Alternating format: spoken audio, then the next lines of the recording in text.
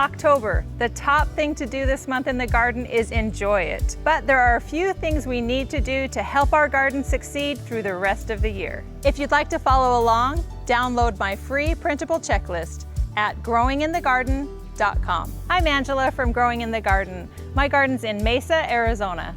I want to help you succeed even if you're gardening in tough conditions. Wherever you're gardening, make sure it gets enough sun. As the days get shorter, the sun's angle gets lower, and areas that were in full sun before are going to get less sun. Observe your garden and put your vegetable garden in the areas that get the most sunlight. What about shade cloth? Do you leave it up all year? No. Once temperatures are below 90 degrees, take it down. The plants will be happier if they have access to more sun. October is a time of transition. Warm season crops are still going strong, but you want to plant cool season crops. How do you know when it's time to pull a plant? There isn't a right or a wrong answer. Only you can make that decision. Here are a few questions to ask yourself. Is it growing and still producing? Even if it's still producing, you might be sick of eating it. Is it healthy and disease-free? Are there any pests? Even if the plant is growing well and still producing, you might still want to take it out because you want that spot for something else. Because our seasons are short, it's okay to prioritize the crops that you most want to grow. If you haven't done it already, you're running out of time. October is your last chance to amend your beds. Add worm castings, compost, and worms to your beds. That way you'll have healthy soil and productive plants all the way through fall and winter. Your garden is only as good as your soil. Don't skip this step. If you planted during the monsoon, enjoy those harvests of squash and cucumbers and beans, and hopefully soon you'll have harvests of tomatoes and peppers from those monsoon plantings. Other harvests to look out for this month are pomegranates, roselle, and sweet potatoes. Check all of those crops to see if they're ready to harvest. If you're growing artichokes, over the summer they were dormant, but now that temperatures are cooling, those new stalks are going to appear. Give them a light dose of compost or fish fertilizer to get them off to a good start. October is a big planting month, and we plant lots of crops from seeds directly in the garden. Come back in after they germinate and give those crops enough room. The earlier you do it, the happier your plants will be. It's crucial for all crops, but you'll notice it especially in your root crops. If they don't have enough room, they won't grow well. Keep an eye on your tomatoes this month. They're going to need help climbing the trellises. Attach them to the trellis or whatever type of trellis you have so that those plants can grow big and produce lots of fruit. The best thing you can do to prevent pests from being a problem is add companion plants to your garden. Things like calendula and alyssum and parsley and cilantro. They're easy to plant in your garden and will pay off with big benefits of attracting all of those beneficial insects that will do the heavy lifting of pest control in your garden. If you start to see white or yellow moths flittering around your garden and holes in your brassica leaves, you probably have cabbage moths. Look for a hole, turn over the leaf, and hand pick all of those caterpillars. If your plants get overrun and it's getting overwhelming, you might consider using BT, Bacillus thuringiensis. Use it only as directed and only on the plants that are having a problem. This is an organic solution, but you still need to use it sparingly and with a light hand. Crickets can be problematic. This is what cricket damage looks like on plants. Generally, I leave it to the birds. They help me out and eat the crickets. If you're finding that plants are being overrun and devoured by crickets, you might consider treating.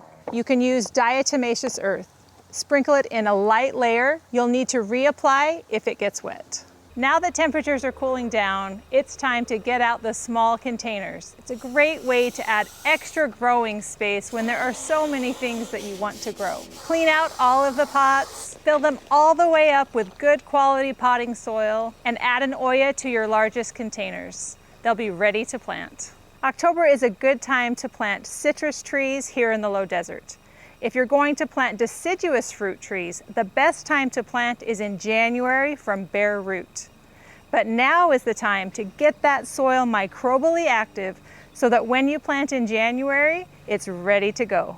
The leaves on deciduous fruit trees like peaches and pomegranates are going to begin to turn yellow and fall off. Don't worry, it's totally normal and part of the process. We want those trees to go dormant during the coldest months of the year. If you need to add or replace an existing drip system, October is the best time to do it. All that digging is disruptive to plants' roots, and this gives them plenty of time to recover before temperatures get hot next summer. October is the best time to add new landscape plants to your yard. Just like with sprinklers, those roots are going to have plenty of time to get established before it gets hot. Landscape plants for the Arizona desert was recently updated just in time for October planting. It's full of plants that are desert adapted and grow well here in Arizona. Remember, most landscape plants and almost all desert adapted plants don't need extra fertilization. That's one less thing to worry about. Whenever you're adding any plant to your landscape, there are a few key points to keep in mind. Look at the sunlight patterns in your yard and make sure that that plant can handle the sunlight that it receives. Check the plant label or the planting guide to see the mature size of the plant.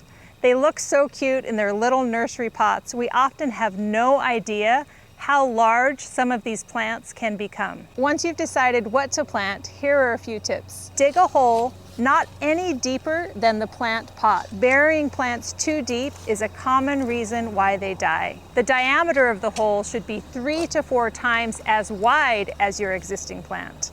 That loosens the soil around the plant so those roots can spread. Once you've dug your hole, fill it all the way up with water. You want that water to drain out fairly quickly from that hole. If there isn't good drainage, your plant's roots will rot. That's another way to kill your plant. And finally, when you plant, put the plant in the hole and fill it back in with native soil. Don't amend it. Otherwise, the plant will stay put in that little area. We want the plant's roots to spread out so they have lots of opportunities to find nutrition and water. As temperatures cool this month, you're transitioning to watering much less. You're helping those plants go into a winter dormancy. You'll often water landscape plants between every 7 to 21 days.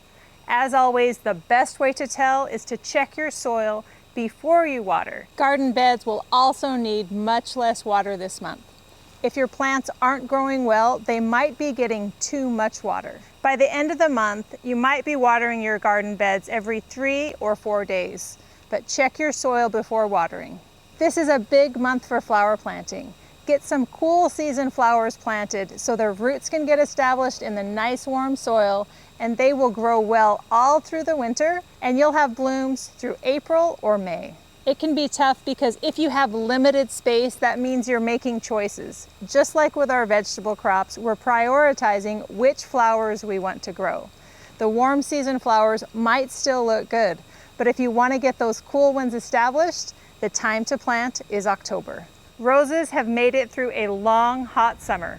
If you have existing roses, now is the time to give them a light prune. Don't prune by any more than 1/3. Take off damaged or diseased canes. Don't remove all of the leaves. Those are still providing energy for the roses. It's also time to feed your roses. Follow package directions and water well before and after you fertilize. If you have new roses like I do, don't prune them much, if at all. All of those leaves are providing energy for this plant that just made it through a really hot summer. We'll do a big pruning in January, but hold off on any pruning until then. Continue feeding new roses this month with a liquid fertilizer, not a granular one that might burn the roots. If your perennial herbs are looking a little haggard, it's a great time to give them a light prune. Prune back by about 1/3 and then feed them with worm castings and compost and water it in well. For more details about all the tasks we did today and to get your free checklist, go to growinginthegarden.com. If you would like to learn more, consider joining Growing in the Garden Academy. I teach a live online course every month about seasonal topics, and members have access to recordings of all past classes. Academy members also receive my garden journal, what I'm planting, harvesting, and doing in my garden, delivered to their inbox every 2 weeks. I hope to see you there.